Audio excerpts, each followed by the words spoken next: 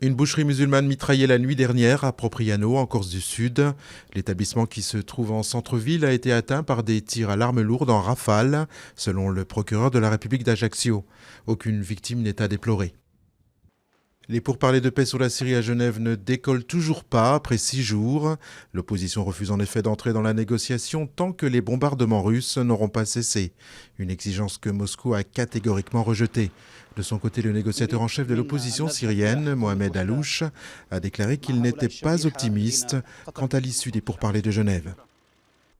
Critiqué par les magistrats mais salué par les policiers, le projet de réforme de la procédure pénale a été présenté mercredi en Conseil des ministres.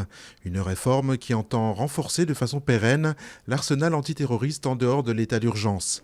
Parmi les principales mesures critiquées, l'élargissement pour les forces de l'ordre de la possibilité de procéder à des perquisitions de nuit, fouilles de bagages ou de véhicules, et ce, sans autorisation préalable d'un juge d'instruction.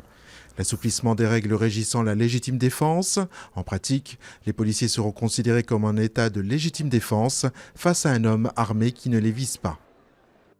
Dernière ligne droite pour les Jeux Olympiques d'été. Dans 6 mois, Rio de Janeiro accueillera l'événement pour la première fois en Amérique du Sud. Les délais et les coûts des infrastructures sont relativement maîtrisés. Tout irait bien, ou presque donc, si le virus Zika et la pire récession économique depuis les années 30, sans oublier la menace terroriste, ne s'étaient invités à la fête à la dernière minute. Renault fait son retour en Formule 1. 10 ans après le dernier titre de Fernando Alonso en 2006, Renault a dévoilé mercredi sa monoplace RS16 noire.